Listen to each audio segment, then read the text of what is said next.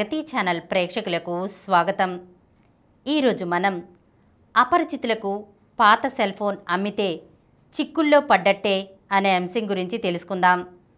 పాత cell phone పనిచేయడం లేదని ముక్కు మొహం తెలియని వారికి విక్రయిస్తే చిక్కుల్లో పడే అవకాశాలే ఎక్కువని పోలీసులు హెచ్చరిస్తున్నారు.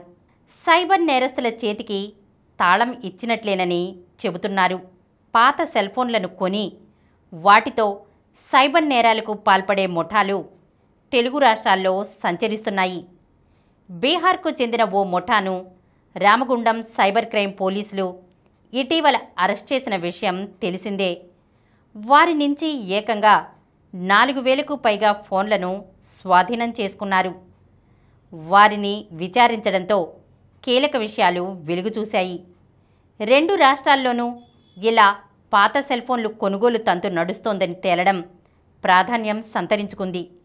ఈ ముగ్గురు బీహార్లోని కటిహార్ జిల్లా రౌతారా ప్రాంతానికి చెందిన అఖ్తర్ అలీ సూచనలతో పాత సెల్ ఫోన్లు కొంటున్నట్లు తేలింది. తమ నుంచి కిలోల లెక్కన అఖ్తర్ వాటిని కొనుగోలు చేస్తున్నట్లు తెలిపారు. అఖ్తర్ కోసం గాలిస్తున్నామని, అతడు దొరికితే ఈ దందాకు సంబంధించి మరింత కీలక సమాచారం లభ్యమవుతుందని పోలీసులు చెబుతున్నారు. సాధారణంగా ఫోన్లలో కాపర్, లిథియం తదితర లోహాలతో పాటు మదర్ బోర్డ్, ఐసీ, స్క్రీన్ లాంటి ఉపకరణాలు ఉంటాయి. అవి వినియోగించగలిగే స్థితిలో ఉంటే నేరస్తుల ముఠాలు వాటిని వేరు చేసి తిరిగి విక్రయిస్తారు. దీంతో పెద్దగా ఇబ్బంది లేకపోయినా మరో రూపంలో ప్రమాదం పొంచి ఉందని పోలీసులు చెబుతున్నారు. పాత ఫోన్లలో డేటాను ఫార్మాట్ చేసి ఉండకపోతే ఇబ్బందులకు ఆస్కారం ఉంటుంది. వాటిలో వ్యక్తిగత చిత్రాలు, వీడియోలు ఉంటే అవి సైబర్ నేరస్తుల ముఠాలకు చిక్కితే బ్లాక్మెయిల్ చేసే ప్రమాదం ఉంది.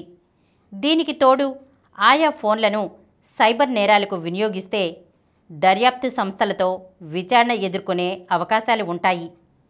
ప్రతి ఫోన్కు international mobile equipment identification number ఉంటుంది.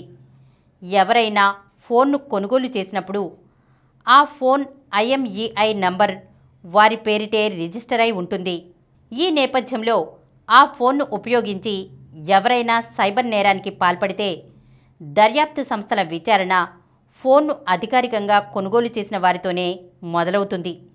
అందుకే సైబర్ నేరస్తులు తెలివిగా ఇతరుల పేర్లపై ఉన్న సెల్ ఫోన్లను, సిమ్ కార్డులను వినియోగించి నేరాలకు పాల్పడుతుంటారు. తాజాగా రామగుండం పోలీసులకు ఈ తరహా ముఠా చిక్కడంతో తెలుగు రాష్ట్రాలపై ఉత్తరాది సైబర్ నేరస్తుల ముఠాలు దృష్టి సారించినట్లు కనిపిస్తోంది. ఈ నేపథ్యంలోనే అపరిచితులకు పాత సెల్ ఫోన్లను విక్రయించొద్దని పోలీసులు సూచిస్తున్నారు. పాత సెల్ ఫోన్ను అమ్మే ముందు డేటాను బ్యాకప్ చేసుకోవాలి. అనంతరం ఫోన్లోని డేటాను ఫ్యాక్టరీ రీసెట్ ఆప్షన్ ద్వారా పూర్తిగా తొలగించాలి. తద్వారా ఇతరులు మీ వ్యక్తిగత సమాచారాన్ని వినియోగించి బ్లాక్మెయిల్ చేసేందుకు అవకాశం ఉండదు. అన్ని ఖాతాల్లో నుంచి మీ ఫోన్ను డీరిజిస్టర్ చేయాలి. గూగుల్ అకౌంట్ను సైన్ అవుట్ చేయాలి. సెట్టింగ్స్లో యూజర్స్ అండ్ అకౌంట్స్ ఆప్షన్లోకి వెళ్ళి రిమూవ్ అకౌంట్ బటన్ను ప్రెస్ చేయాలి. ఇవన్నీ చేసినా పాత సెల్ ఫోన్ను అపరిచితులకు ఎట్టి పరిస్థితుల్లోనూ విక్రయించరాదు. కొనుగోలుదారులు నేరుగా సంప్రదించిన తర్వాతే విక్రయించాలి.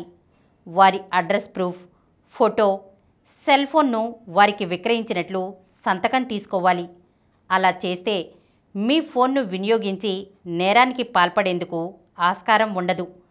ఒకవేళ కొనుగోలుదారులు ఆ ఫోన్తో ఏదైనా నేరం చేసినా పోలీసుల విచారణలో ఆయా వివరాలను సమర్పించి బయటపడవచ్చు.